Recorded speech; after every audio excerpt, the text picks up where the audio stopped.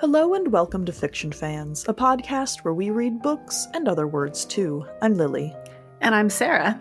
And today we'll be discussing Raising Steam by Terry Pratchett, the final book in the Industrial Revolution miniseries? Moist von Lipwig miniseries. We'll talk about that later. Either way, which series it's the final book for, it is the penultimate Discworld novel. There's only one more after this. But quick, our first 5-minute intro. What is something great that happened recently? I made a really good salmon for dinner last night. Mine is also cooking related. It's almost like we're related. I know. Salmon, though, that sounds delicious. Yeah, it was salmon with a coconut milk sauce with like ginger and garlic and turmeric. Ooh. And tomatoes. And you you spend some time baking it and then you broil it. And so the tomatoes get all blistered and it was really good. That sounds great. Yeah. Yeah. And it was also very easy, which is Also, my favorite kind of meal. Always the best, right? Like you put all of the ingredients together for the marinade. You let the salmon sit and you toss it in the oven on a pan. It does its thing. Easy. Excellent. My good thing that I made recently, apparently that's what we're going for right now, is banana bread. Ooh. My mother-in-law taught me a while ago that when you have sad old bananas, but you're not going to get to them in the near future, you can just chuck them in the freezer, which is brilliant and has saved many a banana. But we have gotten to the point where the freezer is overflowing, so I was like, I gotta do something about this. I did. My secret, if anyone wants to know, is that whatever your recipe says for the number of bananas, just double it. It might increase, well, it does increase the baking time a little bit, but not by that much. And I think vastly improves the banana bread. I was thinking about making banana bread this morning because I have some milk that is a little sour. Still, like, okay to drink. Mm-hmm. I mean, okay to use. It's not gone bad, but not something I want to put in my cereal. But sadly, I don't have any bananas. So I have to figure out a plan B. What are you drinking for this fine recording? I have some lovely green tea. Nice. Our electric kettle broke. Oh, no. So I am drinking room temperature water. Do you not have a regular kettle? Yeah, but who got time for that? Not me. That's how I make all of my tea. So you have time for that. I do not. We could pause the recording for 15 minutes while I go boil water if you want. I mean, you could also just microwave it. I know that's not as good, but it's just fine. Unless you're using loose leaf tea. I have never had a problem with microwaved tea. But I was also running late for the recording, so. H2. And I have not read anything other than Raising Steam by Terry Pratchett. Our last recording was quite recent, so neither have I. Yes, excellent. So let's dive in. This book was very slow for me in a way that Discworld books usually are not. Yeah, this book was a bit of a struggle, and it took a lot longer for me to read too. I feel like the beginning, and really the first 3/4 of the book, is very disjointed. Like, it's a bunch of scenes that theoretically go together, but they don't feel linked. They feel very separate. We're following completely different plot lines, right? We have Moist von Lipwig working with the creation of the railroad, the first train and all of that. And then we are getting the dwarves, or a faction of dwarves, who are mad about progress and so targeting the Clax Towers. And I guess technically they're related because Moist von Lipwig is kind of involved with the Clax Towers. Really, his wife, Adora Bell, is in charge of the Clax Towers. But the two plot lines feel completely separate. And usually Pratchett hints at how they are going to come together much earlier in the book. Yeah, well, I'm not even talking about that so much as just that usually each scene flows into the next a lot better. Yeah. Whereas for me, for this, each scene was kind of its own little island, separate from the scenes that surrounded it, regardless of how it fit into the larger plot. Yeah. And that does kind of, I don't want to say make sense, but this is one of his very last books. He was quite ill at this point with early onset Alzheimer's. So it's not a surprise that he couldn't write as well.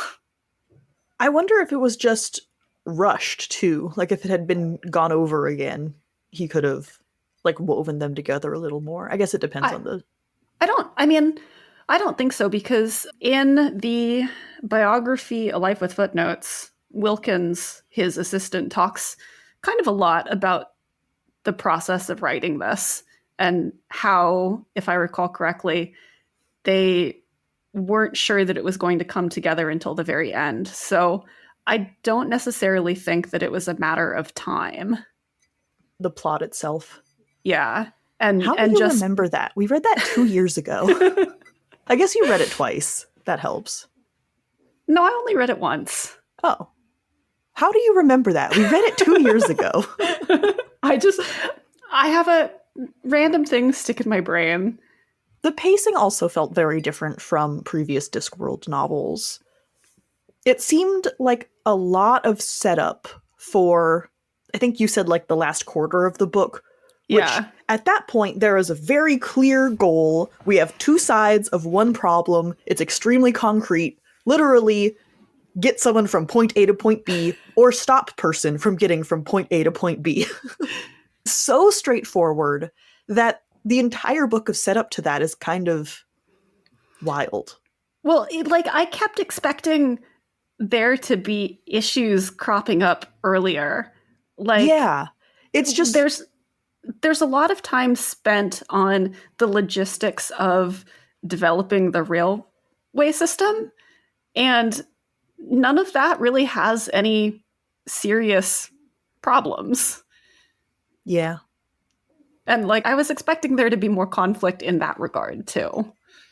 That's why I said it felt like it's set up. There's not stuff happening plot-wise. I mean, things are happening. The trains are being developed. They're laying down rails between cities, and Moist has to negotiate land rights and stuff like that. But yeah. Yeah. It feels more like an exploration of what the railway system would look like in Discworld than the beginning of the novel. Yeah, I agree with that. This was your first time reading this book, right? Yes. Okay. I had read it before. I think I read it when it came out. So it came out in 2015. And I had read it once, but I don't think I've read it since. And I can kind of see why rereading it now, to be honest. So we decided that we are not going to have a spoiler section for this conversation, which is unusual for us, although not necessarily for Discworld novels, actually. Yeah, we sometimes we decide that the Discworld novels don't need a spoiler section, and I think this is one of them, because the plot is really not all that, whether or not you know how it ends doesn't actually make a huge difference to how you feel reading the book, I think. But also, I mean, as we've said with Discworld before, the good guys win. That's not a surprise. When we do have spoiler sections for Discworld, I think it's more when it's surprising how the good guys win or how characters are changing through the book that we don't want to spoil. Yeah, if there is some kind of twist. Yeah. And this feels very straightforward in a way that, especially because Moist von Lipwig as a character has been set up so thoroughly with going postal and making money. And the other characters in the book joke about it, right? Vetinari gives him the impossible task of getting a train from Ankh-Morpork to Uberwald in an absurd frame of time. I don't remember what it is, but not enough time. And everyone just kind of goes, well, Moist, impossible odds, your favorite. We're so excited to see what crazy miracle you pull off. And that's exactly what happens. Now, yeah, he does. What that miracle is, I think we probably won't mention. Because that is a fun, It is set up a little bit, but I that's the kind of thing that I wouldn't want to spoil. But the fact Right. that, yes, he does pull it off and save the day, I don't think anyone's going to be shocked. Agreed. The main conflict, in as much as there is a conflict for the first half, is there's sort of a dwarven civil war. That's a dramatic way of stating it, but we have the Low King, who we've met all the way back in The Fifth Elephant. I'm pretty sure that the Low King shows up before. Okay.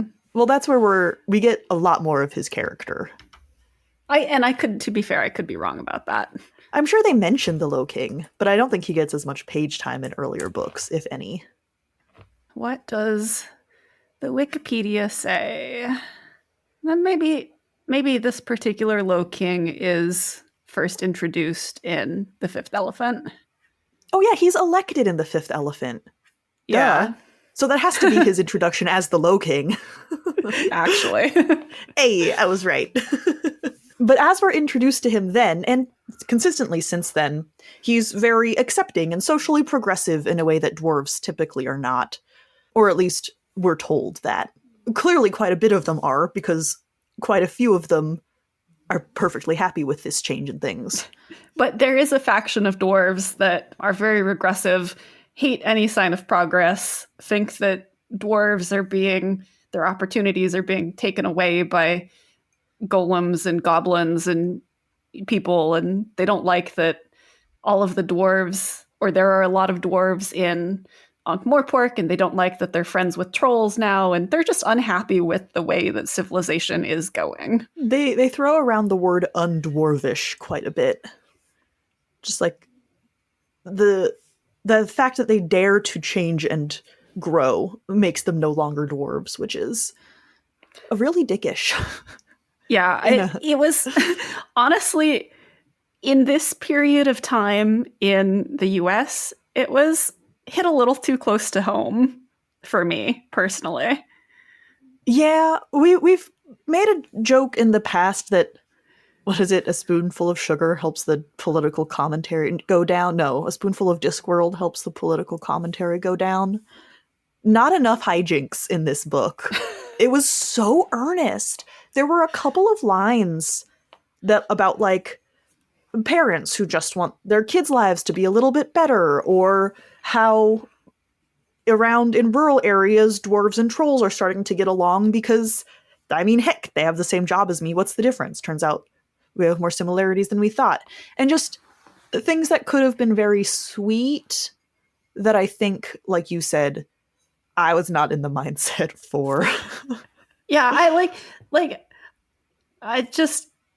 it was a little sad for me to read a book that has the same kind of conflict we're experiencing in the world and have it turn out well in the book when things are not so great here. Interesting. So the opposite of escapism. Yeah. Because you'd think there's an argument for, isn't it comforting to see everything turn out okay? But I think, like you said, the conflict is too close. Yeah. It's just like I'm reading it and I'm like, why can't we have that? Why can't we have that moment where everything turns out all right? Yeah. And maybe we will eventually, but we haven't recently. Currently, the clock's towers are burning. Yes. Especially coming off of Fourth Wing, which is just such a departure from reality in every sense of the word. It is wild that Discworld felt like reality crashing down around my ears. That is not typical for a Discworld novel. Yeah. I mean, Discworld always has relevant social commentary, but as you say, I think sometimes it's a little less blunt. Or not as specific. Because there are concepts of political commentary that, you know, on human nature and how governments function and stuff like that. But this was so concrete. It felt like a one-to-one comparison. Yeah. It was a lot. I think now was the wrong time for me to read this book. I agree. But it was the time that we did. Mm-hmm. So I did have a couple of words are weird moments from this book. Like that what? made me giggle immensely. One, I keep forgetting that the Shire is like a real word and like a place that people refer to and not just in Middle-earth.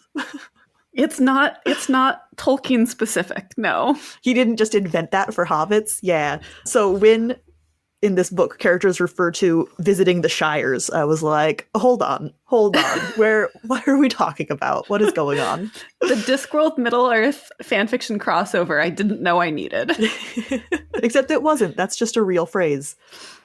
Also, the amount of smut in this book was surprising. There's a lot more smut in this book.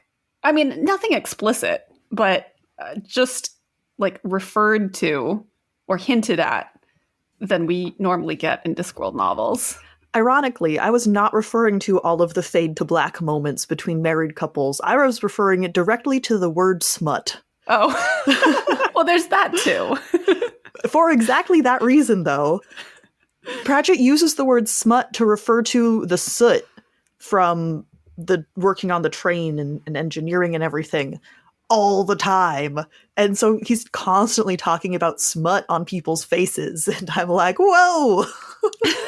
Funnily enough, that didn't bother me. Bother is not the right word. That didn't stand out to me.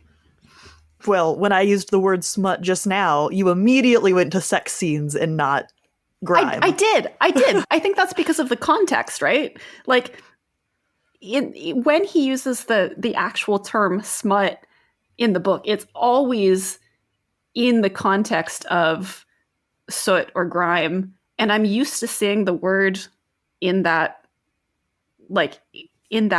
environment. I never hear the word used that way. But ever. when it's without that context, I do think of smut as in like sex, because I think that's how I see it used more frequently. Yeah, I know that the word is used that way, but I don't think I've seen it to my memory, although I'm sure that's wrong. It was jarring every time and made me giggle because words are weird. I wonder if it's because my father made me read a lot of Charles Dickens. And I feel like that word would have come up in that kind of grimy context in Dickens. I don't know if that's true or not, but my father did have a period of time where he was desperately trying to get me to read and enjoy Dickens. What a weird project for your father. The Hobbit, I understand. Charles Dickens, though? He would pay me like $20 a Dickens book, and eventually he started paying me in advance, and that did not work out well for him. Uncle Frank hopefully learned more about business between then and now. He needed a crash course from Moist von Lipwig. I mean, he only did that once because I don't think I read any other Dickens after that. But yeah, it didn't work out all that great for him. Okay, so the timing of this book was bad, like, in general for us as specific readers, except that Pratchett's Goblin era has clearly lined up with ours in a very cosmic way. That part is pretty perfect. There are a lot of goblins in this book, which was delightful. The world needs more goblins. And they're great. They were part of the plot on both sides of this weird plot schism. So maybe the goblins were the true thing holding this book together. I would believe that. Yeah. We see them working on the clacks, working with the trains, the dwarves. One of the things about the regressive dwarves is that they're mad that goblins are seen as people because that apparently diminishes dwarves in some way, which, I mean, doesn't make sense, but it's nothing we haven't heard before. And so it is sort of an interesting follow through from Snuff, because that is the book where goblins attain personhood at the end. And we kind of see the repercussions of that, or the backlash from that. Most of the repercussions are goblins get murdered slightly less. Is it still a repercussion if it's a good thing? consequence? I mean, I don't actually think that we see a lot of the repercussions or consequences, except in these very regressive dwarves. But everyone else just kind of seems like they've accepted goblins wholesale, which is great. That's how it should work. Well, I was more commenting on the use of repercussion to refer to both good outcomes and not just negative ones. Right. Which, yeah, I don't think it counts as a repercussion if it's a good thing. Consequence, I think you can still use. Positive consequences, I think that's a thing.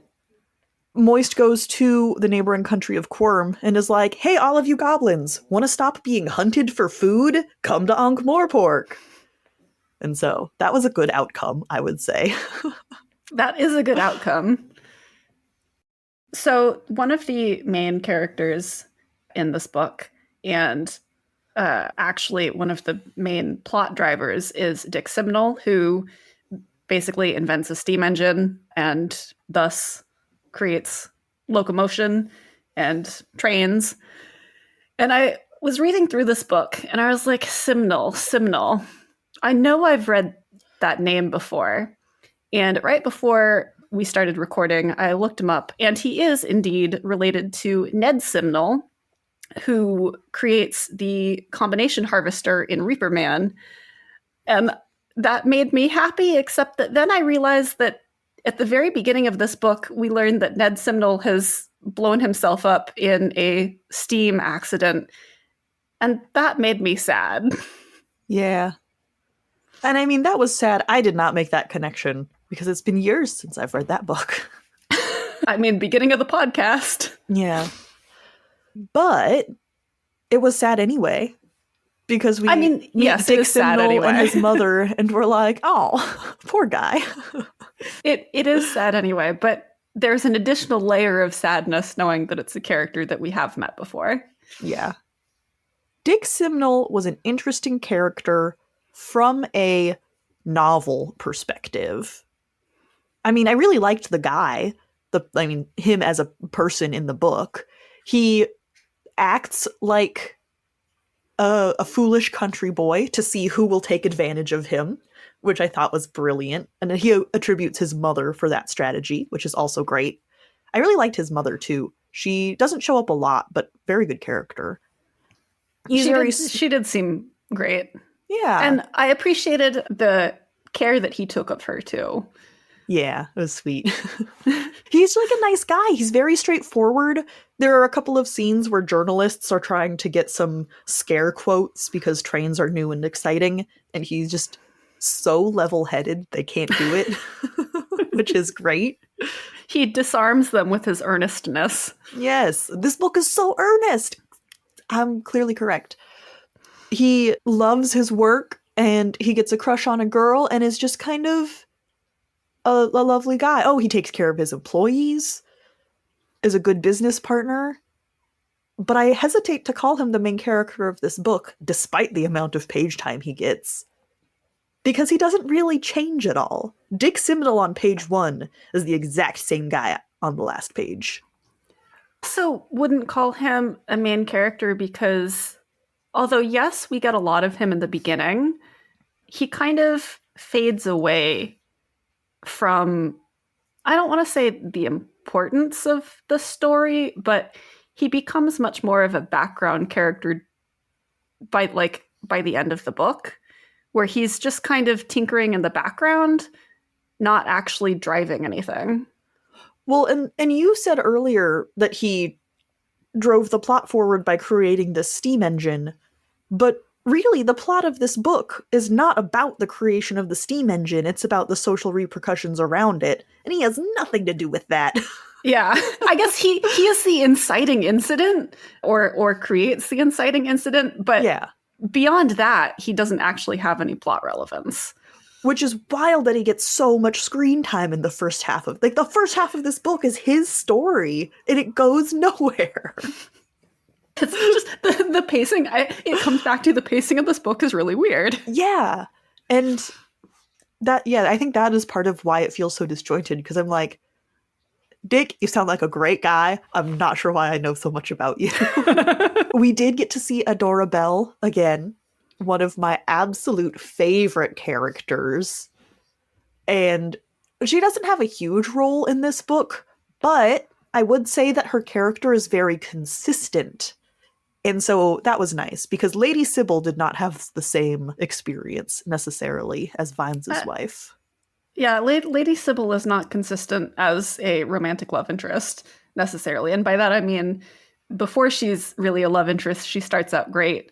And then as a love interest, she becomes less great. And she wraps around by the end, but yeah, but there is there's some that struggle. Yeah, there is that struggle. And it's not because of anything inherent to Lady Sybil per se. It's just because Pratchett fails at writing her. But Adora Belle does have a consistency to her that I appreciate. I know you don't love her as much as I do. But that's okay. I don't. I don't dislike her. Yeah. But I was a little nervous going into this book, and you can imagine why. Her and Moist von Lipwig have gotten married. They are now living in marital bliss. So I was like, all right, let's see what's in store for Miss Adora Belle Dearheart. And the answer is nothing and everything. She is in charge of the clacks, which we get a lot of sort of hints about lady programmers, which was a really nice reference by Pratchett, how women invented coding and all of that fun stuff. That was fun. There was the visual. It wasn't her because they don't have children, but there was the visual of a woman with her baby in a bassinet up at the top of a clacks tower, just like coding along. It was her mother. Fun. It was her mother. Thank you. Yes. And she was the baby. Yes. But I guess she did have siblings, but yes. And we kind of get to see her as a businesswoman because we hear about how she handles her employees and welcomes in the goblins and takes care of them. That's diminishing and maternal, but respects them. And I mean, she treats them well. Yeah. She is a good employer. Advocates for them the way she advocated for the golems in previous books. There was a scene with her and Angua where they're both defending goblins. I don't remember the exact thing that happens. I just know that they were on the page and defending goblins from some besmirchment. And I was like, I can die a happy woman. This is everything I ever wanted. I got Adora Belle, I got Angua, and I got goblin defense. Pro-goblin propaganda. That's all I need. Anyway, I quite enjoyed. And then the moments that she pops up with Moist was delightful. Of her just going, oh, still alive? That's nice. So that was a really fun matrimonial dynamic that we haven't seen before. But a little bit more, I mean, they're partners, but we don't see a lot of tenderness between them on the page. There's a lot of fade to black that, who knows. But we also see a lot of Harry King and his wife. And Harry King is a character that we have definitely met before. He's shown up from quite early on, I think, just as a mention, like not as a proper character, but he's been mentioned in a lot of Discworld novels, or at least a lot of Ankh-Morpork novels. Right. One of the richest Ankh-Morporkian businessmen who made his fortune with excrement.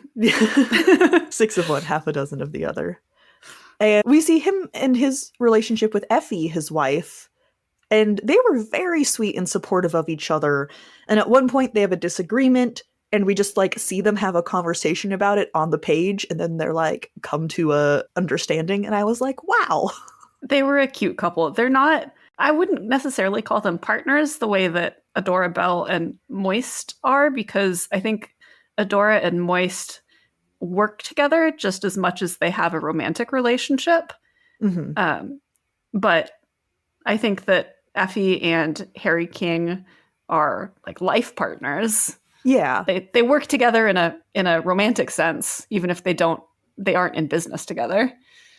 But I like that even more, because then we get these two very different relationship dynamics that both work very well for the people involved, but in very different ways from each other. Yes, it's nice to have that diversity of relationship. Yeah. Although I am going to argue, because Effie absolutely is involved with the railway, in that she comes up with the concept of first class and has the like women only train cars, and definitely starts to vibe with Moist von Lipwig about like, oh yeah, cafes at every train station. So, and then there are several moments when Moist is on the train and he's like, oh, I can definitely tell that Effie had a hand in this. So it's not as explicit as Moist and Adorabelle, but I do think there is a little bit of influence there. She participates, if not as a full like business partner. She does participate. It's true. Someone this book is not great for is Vetinari, which makes me really sad because I love Vetinari and he's just kind of an ass in this one. I was really curious if you were going to agree with me on that point or not. Oh yeah, I'll agree with you. He does not look good in this book. Yeah, and again, it makes me really sad because I love Vetinari, and it's not that the behavior we see in this book is that different from some of his previous behavior, but I think he's a lot more explicit about I'm a tyrant and you have to do things my way. He calls himself a prince a lot in this book, which I don't think we see very much before. No. No, it feels like the Vetinari that we get in these later books is far removed from the Vetinari that we see in the earlier ones, and it's the earlier Vetinari that I like most. Well, part of it, I wonder, until you said that, I was going to suggest that it was because it's his dynamic with Moist is so different from his dynamic with Vimes. I mean, it's still, I'm in charge and you have to do what I say, but with Vimes, it's more of two titans respecting and working against, but also kind of with each other. Whereas Moist is a criminal, basically in indentured servitude, although he does get paid. And Vetinari does not let him forget it in this book, but like in any of Moist's novels. That's true too. And it really is the Moist novels that I don't like Vetinari in. Just his very like, well, you have to do it because I saved your life, and if you don't do it, I'll just have you murdered. Like that is it's not subtle enough for Vetinari. No, there's no manipulation there. He's not pulling the levers of human reaction. It's just a straight up threat, which is very out of character for him. At least what we've seen in especially the Vimes books, I would say. Yeah. Who he spends a lot more time negotiating with. And yeah.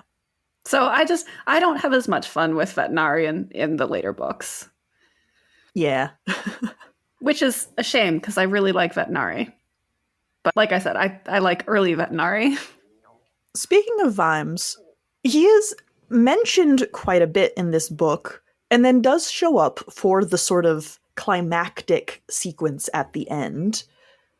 And that struck me partially because after our last conversation about Snuff, we mentioned that it was the last Vimes book. And we got an email from Ian Jones who said that, like, not really. You know, I consider Raising Steam to kind of be a Vimes book. And I'm not sure I agree with that.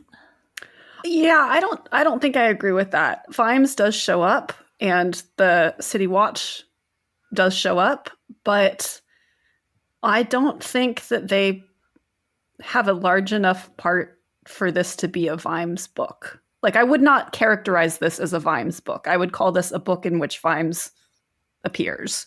He shows up, he does his thing to the utmost degree, smoking cigars and intimidating people and being Commander Vimes of great fame and influence. And it was very fun to see him from a sort of outside perspective, because most of this is more from Moist's, not perspective, but experience. And I keep almost calling him Vimes, and I think it's because we just did Snuff, but I'm going to mess it up at some point, and it's going to be confusing for everybody. Then I kind of wrap back around to, it's not Dick Simnel's book. I don't think a Vimes book, although he is more influential to the outcome of the plot than Dick Simnel. Is it a Moist von Lipwig book? He doesn't really, I mean, he has to do a lot of land rights negotiation, but that's... I think if I had to like pin one person down as being the main character in this book, it probably would be Moist, because I think that he gets the most page time, and I think that he does the most throughout the various disparate plot points, even if it's mostly ensuring that people get from point A to point B. But that is the plot of the, or that is the conflict, so okay, that is that's the conflict. fine. On Wikipedia, it is listed as a Moist book, but I kind of think that more than that, it's an Industrial Revolution book, which is a category that really doesn't make sense to me because it includes things like Monstrous Regiment.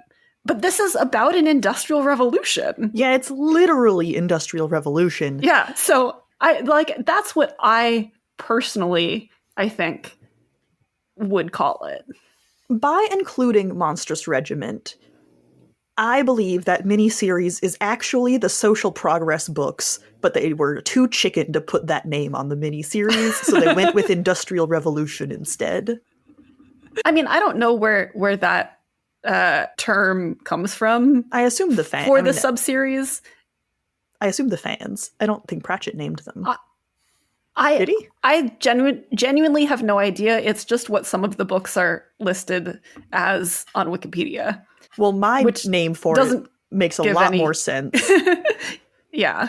I think the social progress is a better name. Because, like, the first book in the quote-unquote Industrial Revolution is Moving Pictures, and then there's The Truth, and then Monstrous Regiment, and those are the Industrial Revolution books. And because not Raising Steam. Not Raising Steam. See, it's not a category that makes a lot of sense.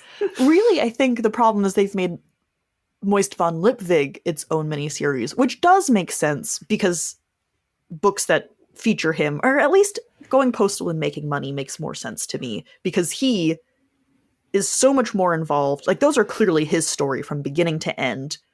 They are about him doing his reformed criminal thing and pulling off miracles in a slightly criminal way. And he grows and changes as a person over the course of each novel. In this book, he's involved. I wouldn't say he grows and changes, though. I think that's where I'm struggling with it being a Moist von Lipwig. Or, okay, it can be under his miniseries, but I don't think that counts as his book. Yeah. Well, if that is your criteria, I don't think any of the characters in this grow and change. Yeah, I mean, society grows and changes. Society. Well, and that's not true. There is that one dwarf who he's not a regressive, he's kind of more of a, like, regressive leaning centrist. Yeah. And he comes to recognize that, like, goblins are people, and he has that kind of moment of truth. But I think he might be the only one who changes over the course of the book. Is that Albrecht Albrechtsen? Yes. Yeah, this is an Albrecht Albrechtsen novel. I do really like Moist, though, and I think this is a good book for him. It's just not his. I don't know. I love how he's manipulative and selfish and self-serving, but in a way that helps other people instead of hurts them. Because I feel like that's an aspect of manipulation that people forget about. Well, he's like that now. He's always been like that. He's been like that for all of the books that we have seen him in, but that's not what he was like. I mean, he talks a lot about how he's done terrible things, and he has done bad things. Yes, but that's the character as we know him. But yes, the character as we know him still has that manipulative core, but he works to better society and himself. Yeah.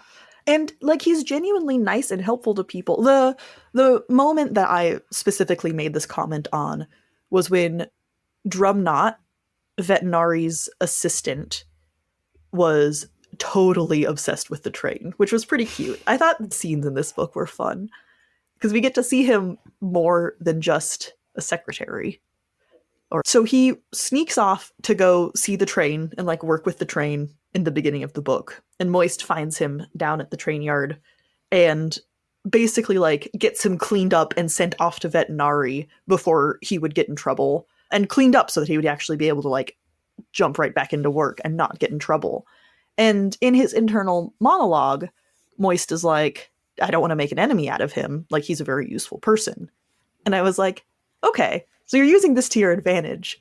But instead of like having a secret that you're holding over his head and blackmailing him with, you're just like genuinely helping him.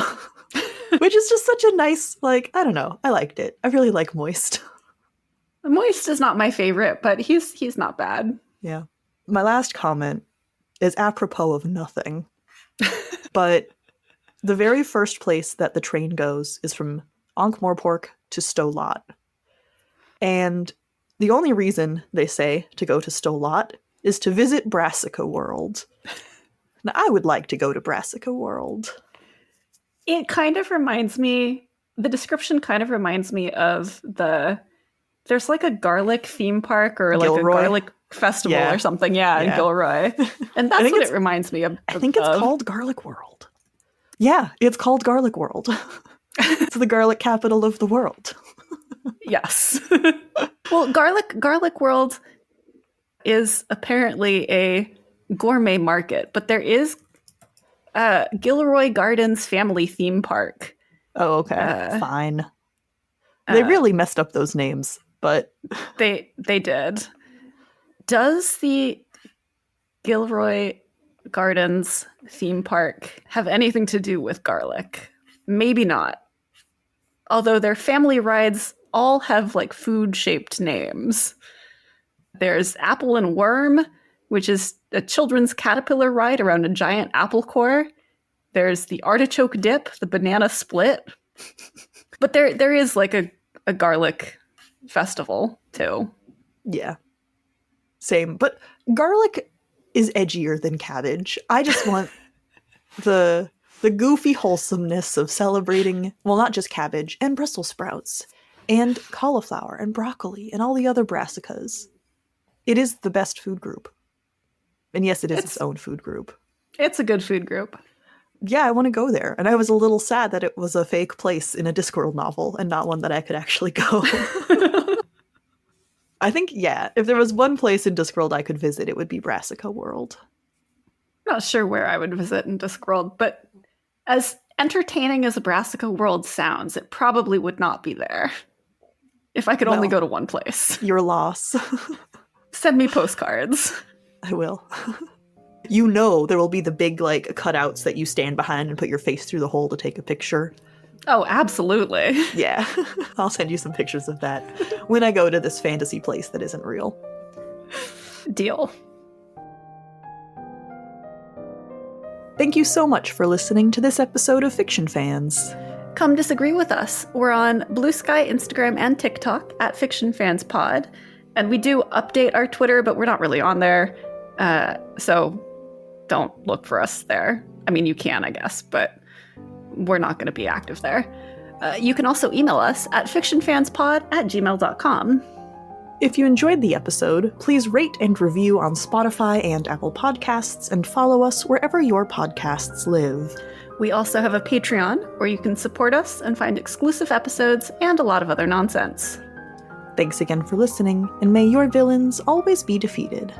Bye. Bye.